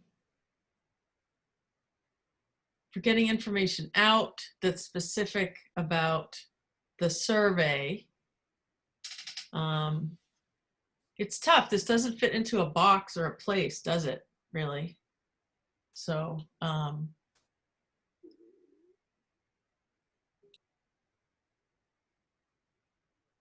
what would be like the teaser for it? Like, here's the values everyone picked out last fall. How are people feeling this fall? Is that basically the question? I mean, would you knock any of them out? Would you add any? Would you knock any out? Yeah. You know, do these still you know, we're going to provide a link. Oh, it looks like we have I phoned a friend. And we've got a special friend who's joining us. Dun, dun, dun. Dun, dun, dun. Hi, Sue. Hello. I told the group that I phoned a friend. So I texted Sue to say we're struggling with this how best to capture the values with the community. And so here you are doing overtime to help us through this piece. So I think if I could just give a kind of a recap of where we are, we've got some great content for our video and trying to figure out now how to ensure the community knows about these values that we established in the fall and has some kind of opportunity to reflect on those. And folks we're not totally sure if we really want those to be rank ordered or prioritized. And so kind of just struggling with what to do with that. Or added to, since it's been a very different year. Or added to, that's right. So what we had the idea of in our next video that's going to go out, that script is focused around data. And so we would be sharing that this was collected in our fall engagement work and that, you know, we could let folks know or give them a chance to reflect and add on anything that is missing. And Sue, hi. What I've been thinking about how valuable it would be, but I don't know how to do it in these troubling times, to ask people to invite people to, I've been describing it in this meeting as put flesh on the bones of those values and describe what those values mean to them in some specific terms, in some way that people can hear each other, hear more from each other about the meaning of those values and why people see those values, all of them, as important. I've been grading against rank ordering them or asking people to decide, is this more important than that, partly because they're so interconnected. But I'm too new at Zooming, I guess, to know how we could do that, how we could really have a conversation that enables people to to speak and listen to each other along those lines.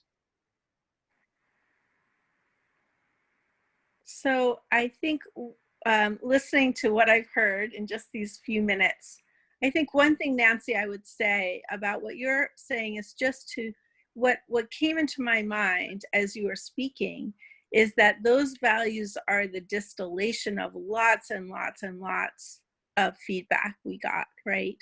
And so to flesh them out more at this moment, I guess I wonder about that, because it feels like we heard a lot from people about what they cared about, and we worked hard to distill that into something that we felt was an accurate representation of where people were. So I guess I'd want to know more about your thinking about why you would want to have people kind of flesh those out again.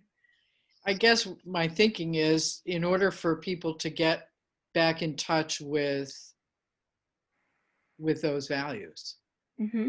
because it was a long time ago, and those conversations were, you're right, very detailed and specific, but this is a distillation. And as Sally said, a lot has happened between Mm-hmm. then and now. But I'm also curious about how you might picture us, what you see as the next step for our committee in relation to those values. Well, for me, what I think you're getting to the place where there's going to start to be really hard decisions getting made, right? And to me, the most important thing is that those values are very well integrated into people's decision-making process. And I like the idea of giving people a chance to revisit the values in light of all that's happened. And I think the idea that Sally suggested of giving people an opportunity to say, is there anything else that's emerged as being really important? If you don't, so because those values are a distillation of a lot of community feedback, I think it wouldn't be, I think it would still honor the process if you simply made sure that the decision makers are, really using those values to guide their process when they're trying to make these hard decisions. And I think if you did give the community a chance to say, given all that's happened, which of these matter the most to us, I think that could give people that are trying to make those hard choices a little bit more direction than they might have right now. And so I think that would be the idea of asking people either to rank the values in some way, or to just simply say which of those are most important. So I think the purpose of doing either of those two things is to provide even a little more sense about what matters the most to the community as people are facing some really tough decisions. Maybe the question, if we have to go that route, is which of these values are still important? Mm-hmm.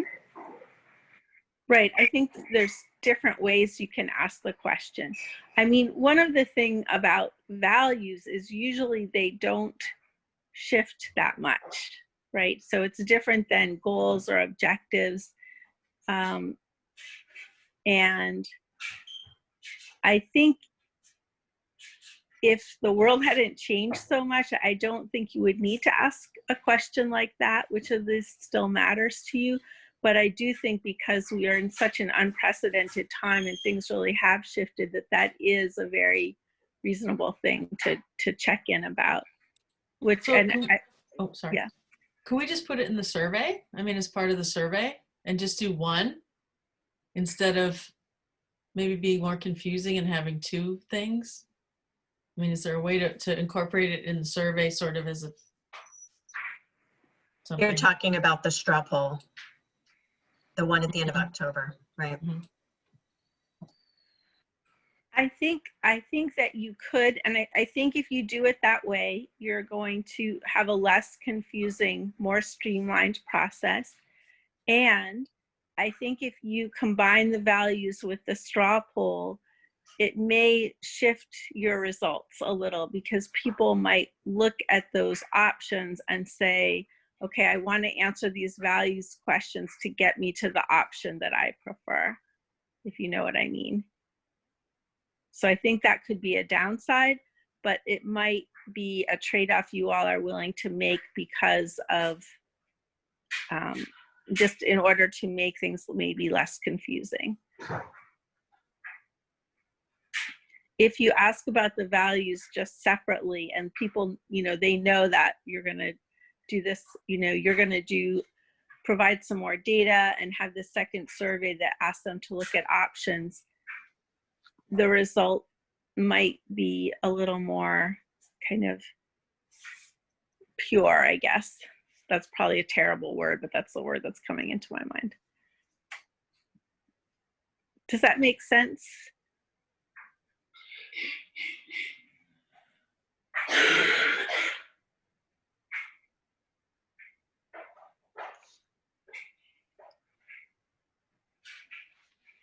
Sue, did you mean pure if it was done in two different ones, or more pure if it was all done in one? If it was done in two different ones. I think that if you do it all together, I just think people will look ahead in the survey maybe and try to answer the values question to get to the outcome they want around the options. Maybe not. Maybe they'll just do those values questions. I mean, I think that it would be important to have those first in the survey. And so I guess if you structure the survey a certain way, maybe people could just answer those questions and then go on to looking at the options.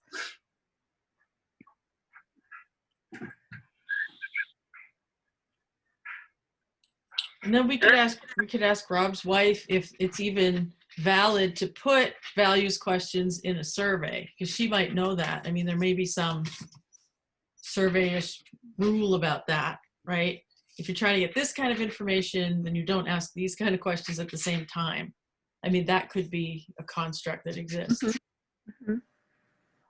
Yeah, it seems like those are two different subject matters, and I agree with Sue to separate them, because it almost seems disingenuous to ask about values and then turn gears and then ask about options. It seems like we're asking for two very different things, even though, of course, they're all related. So I don't know how the delivery would work, but I agree that they shouldn't all be compacted together, I think today Krista shared with me a matrix that the facilities committee is using to help them kind of rank the options that they're looking at. And I was really happy to see that. And Krista, is that something that you shared with the group? No, I'm just about to put it in the chat. I know I share quickly sometimes and then everybody looks at that and not, so I'm going to share it now, but I'm glad you mentioned it because I did want to make sure to do that with folks. I think it's. When I saw this matrix that I think Kevin put together, that was reassuring to me, because it seemed like the values are front and center in the facility committee's process, which I think is really important and honors the engagement work that happened. And I think if you did the values survey first, it's another data point for that, for all of that group, plus, the superintendent, the board. It's another data point for them when they're kind of looking at those values and doing their work. And I think it does honor the fact that the world has changed a lot. And so it does, to me, make sense to kind of check back in with people about those values. And so that's why I think Krista and I thought that doing that check-in about the values could be useful. I think if you decide that it's too confusing, that you could either combine it with the other survey or not do it. But then you're just, I think you're giving people a little bit less of a chance to have a voice in how things are unfolding. Having said that, if you look at that matrix, and that's really the process that committee is using to inform its decision making, I think it does a good job of having those values front and center. Well, not all of the values are in the list. I think if you look across the top, some come under programming and some come under brick and mortar. And let's see. Oh, I see. I see. Yeah, it's a little confusing. I know. I see everybody going like this. I mean, I think another consideration we've had, Sue, is how much time do we have? How much bandwidth do people have right now to put anything out? I'll bring in something I didn't bring in before, but you've got the personality types, the certain personality types that are drawn to this sort of thing. So certain personality types, when you say values, are like, what? You know. So again, how much bandwidth do people have? We're trying to be respectful of that. And we always want to do more than we can, right? Yeah. No matter what we're doing. And we're trying to be thorough. I don't think anyone can say we're not trying to be thorough. So anyway, it's just sort of where we're at. Yeah. I also find myself wondering, is our goal to remind folks of the values that came about in the fall, or to give them an opportunity to change the values? Because if it's about changing values, and I get in light of everything that's happened, but our current COVID pandemic crisis isn't going to be here 10 years from now like it is now, but the decision we're making will be. So I'm hesitant to make significant shifts to these values that happened in the fall in light of a crisis that we find ourselves in that we'll be out of for most of the time that we're going to experience this big change. And, you know, I think about the work that is going into some decision making in light of the values as they surfaced in the fall. That work will likely be well underway. The facilities group will have done its piece with the current values before we've given the community an opportunity to change those. So let's say the community does say, yes, we're going to change these. Now people have to go back and redo everything they just did to reflect on the previous values. I just wonder about what is it we're really trying to do with the values with our community.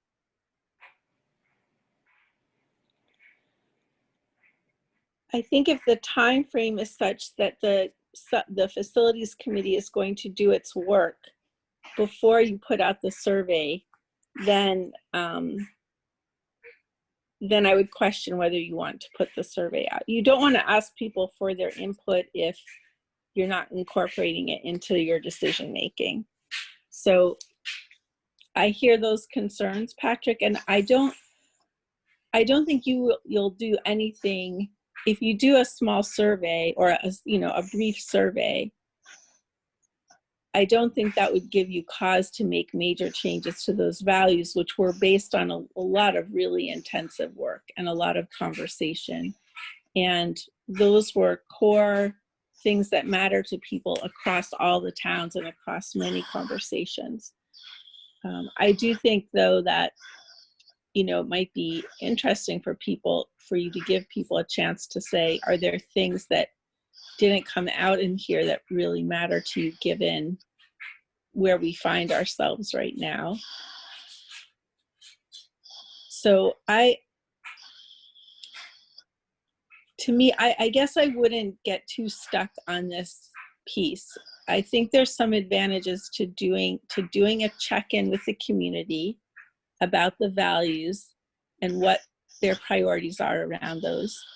But if the timing doesn't work and you have concerns about bandwidth and people's capacity, I think the most important thing is that people who are making decisions based on that report are integrating the values and keeping them at the top of their mind in how they kind of rank those decisions and do that hard work.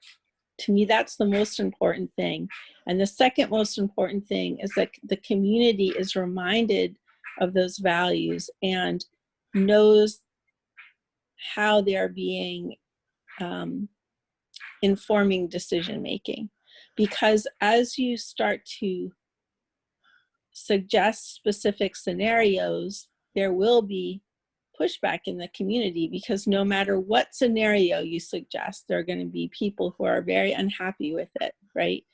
And so it's really important to be able to be transparent about how you're making those decisions. So informing your decisions with the values and then communicating with the community about your process, I think those are the two most important high-level things.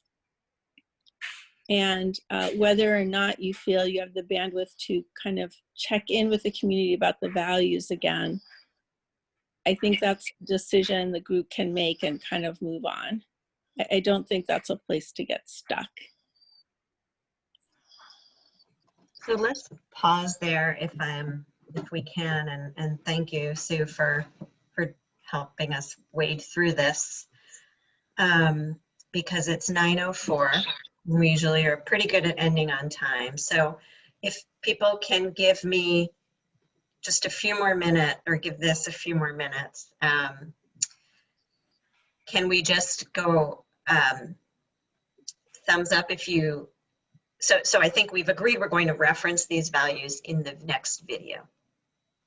So can you give me a thumbs up or a thumbs down based on whether you think we should also give people the opportunity to provide some feedback in a brief survey? Is that a clear question? Did I phrase that? Okay. All right. So thumbs up if you think that in addition to referencing the survey in the video, we should, separate from the straw poll, give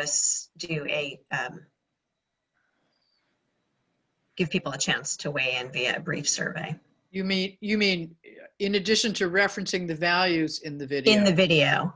Should we have a link that says, lots changed, let us know how you feel about these now? So if you think we should do that at this stage, put your thumb up.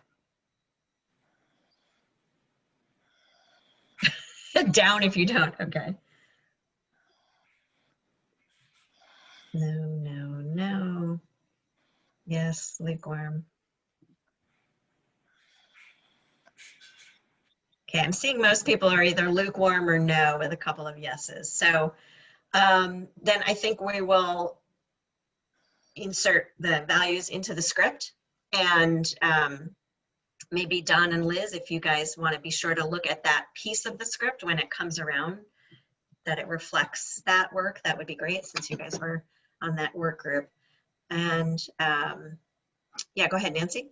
I just would ask that when we reference the values, we do it not in single words, but use the descriptions that were written from those conversations that are in that document you shared with us. I would also say that I found a minor lack of clarity in the equity one, and I put in the chat what the wording should be. Yeah, and what I can do before the call ends, I can save the file with the chat so that all of that feedback goes to Kim and Kristen. Okay.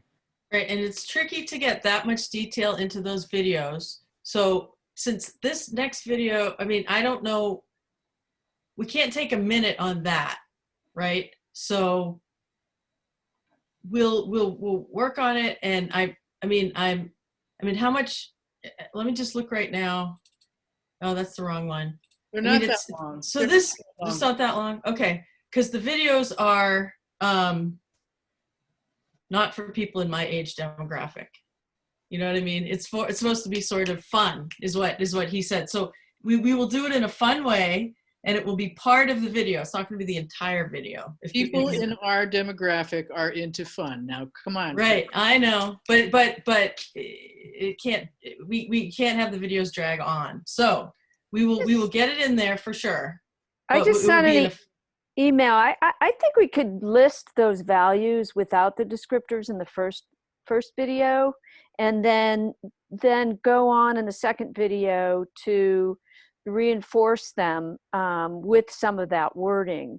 So they're not seeing those values for the first time in the second video. Yeah. So there's a perfect spot. I just sent the script back to Kristen and Patrick. So you can look at it, and we just list them out, and I think Ian can do it graphically. We probably don't even need to say them. I think he could, Right. because he's talking about how the community came together and shared values, ideas, and that if we list them all there, then in the second video, we go on to explain them and use them as a foundation for building the data and moving through this process. So people know that we are actually using this input that we got in the decision making, which is, as Sue said, is really important. So, Folks, I've got to go. Sorry. That's quite all right. Thank you for hanging in there. Yep. And for those of you remaining, my Can you last just say thing, when the next meeting is? 2 weeks from today, so that would be the 29th. All right, thanks. Thank you, Nancy. Okay, so I think we're in a place that's sound enough for the last tweaking to this the first video, and then some more ideas about expounding on the values in the second video. So please just keep sending your feedback along, and if it gets there in time, it will be incorporated. So the other thing that's lingering is the opportunity to engage with people virtually. And I'm wondering if there's a small group of folks that might want to flesh out what that could look like, and even throw out a couple dates just so they're placeholders on the calendar for October. We could do a Zoom call or webinar, potentially something like 3 parts. Part 1, here's what we're facing. Part 2, here are the options. Part 3, here are the choices or decisions we're contemplating. You know, that could all be in one meeting. Do that maybe 2 times. That's just an idea, but I think we need time for a small group of us to chew on that, and then maybe ideally bring it back to this group in 2 weeks to see if that plan sounds like it might fit our need to, in addition to sharing information with the community, giving them a chance to digest it together. And I'm suggesting a work group because we've got to get dates on the calendar if we're going to do anything like this. So if there's anybody interested in talking more about what that could look like,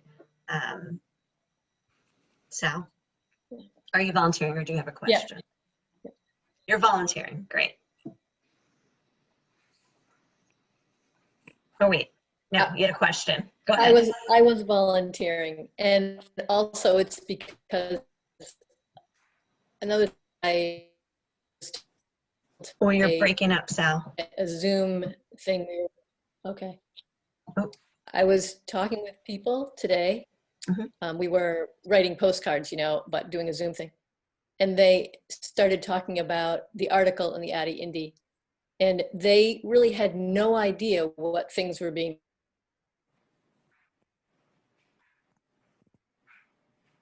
People really have no idea. So I really feel like it's important to do more outreach, because it's hard to reach people.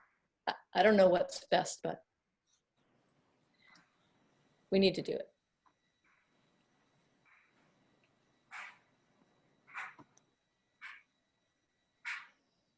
Anyone else have any thoughts or interest in being part of that?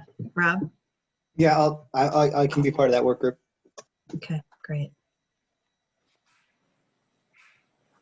Okay, well, I will follow up with Sally and Rob, and if anybody else wants to chew on it and get back to me, let me know. But our goal will be to come back to this group with what we think is a good plan for doing that work. Because I agree with you, Sally, that that's an important piece, that this is a really a multi-pronged effort of engagement. So, okay. This is a lot. You guys are rock stars for hanging in there, both past bedtime and past our meeting deadline, but also just through this whole process. And it's a lot to be asking people to meet every 2 weeks. And I'm hoping and envisioning that come December, our work will have mostly concluded around this piece, because then, oops. Sorry. Oh, that's okay. So hopefully we can take a little bit of a breather after that point. So unless there's anything else, I think we've exhausted our invited or our guests that were here earlier. I don't think Herb or Mike are still here, but if anyone has anything else to add, please feel free to do so, because we did talk about a lot. I just want to quickly reflect on something that I listened in on part of the facilities meeting yesterday, and something that Patrick said that, and I don't know if Kristen is still here. I might have to talk with her offline, but it was about the fact that people can vote for paying higher taxes. People can vote to close or not close the schools, but what they can't vote for is the programming that Patrick, maybe the way you said it, it made a lot of sense to me. And I thought, that's a piece of information in a way that maybe when we work on these videos, people are sort of understanding, what the paradigm of that and the difficulty of what that looks like. And one of the guests was talking about cutting programming, and I think Patrick said something like, well, it would mean letting go of 93 people in order to keep our programs as they are if we didn't do anything, or something like that. I can't remember, I'd have to go back, but a 30% cut in staffing or programming, those numbers start to look really very real. And so whatever we can do to put those numbers out for people so they understand what that looks like, I think is going to be important. And the video is an opportunity for us to do that. But I know that the time doesn't line up. We don't have anything. But if we can have our ultimate goal being that we get as many people aware of what's happening and engaged, and so they understand, then I think we'll be successful. That's ultimately, as a community engagement person, when I think about being successful, that's what it looks like. So I just wanted to say that. And again, Patrick, that I have to go back and hear your words again, but it just sort of struck me, and I thought a lot about it today, about how we can articulate that. Well, and to build on that, I guess, I think I said something along the lines. So we've talked about sort of the three-legged stool, or, those three pieces of taxes, buildings, and programming. And the community has authority to decide on taxes and what they're willing to pay when they go to vote on a budget. And the community has the authority to decide on the bricks and mortar, or the buildings, if we ask them to close a school. And they can say no to both of those. And what they are effectively voting on, even though they weren't actually asked to vote on it, is to make cuts to programming. That's where those 93 people over the next 9 years is what we're projecting we would need to cut to stay at the spending threshold over that time.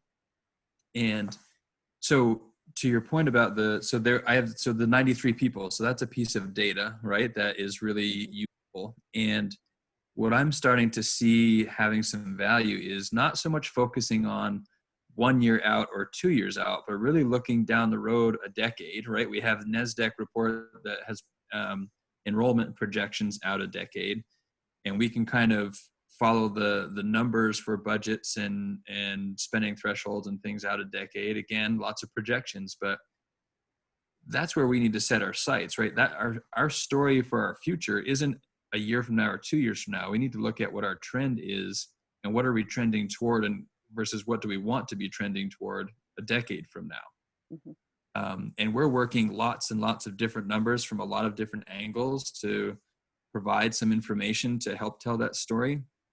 So we have a lot of that's being built in the background right now. So as the next scripts are being written, we have some information that we can pull together. It's all still pretty drafty, but we can start to polish it up and provide it as information to help set that context. So Okay. to share what we have or get new information that will help tell that story. Okay, great. I appreciate it. That was really profound when I thought about it in those terms, and then thinking about how we're going to write this script and talk about that in a way so people understand the difficulty of this whole community decision, and who's responsible for what. I think sometimes those lines get kind of mixed up and people don't really understand. So, yeah. Okay, that's it. I just want to say that I still think it's really hard to build the ends, because the way the real estate market's going right now, a lot of people are buying into Vermont right now. So I just want to say it's really hard to think of what's going to happen in 10 years. So I think other people will be thinking that too. So I think it's going to be hard to have a lot of faith in a 10-year plan that's being thought up right now.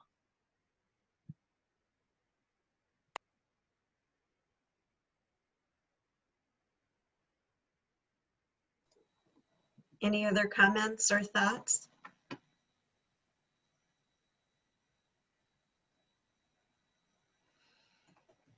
Okay, well, then I think we will take a motion to adjourn and get back together again in 2 weeks. Let's see, Liz or Andrew, do you mind just making that motion? I'll motion to adjourn. Great, and Liz, you are the default second. Okay, all those in favor of adjourning, please say aye. Aye. Awesome. All right, thank you so much, everyone. I'm going to share the chat and send that to you guys, Kim and Kristen. All right, have a great night. Thanks, everyone. Thanks, Krista. Bye-bye. Good night.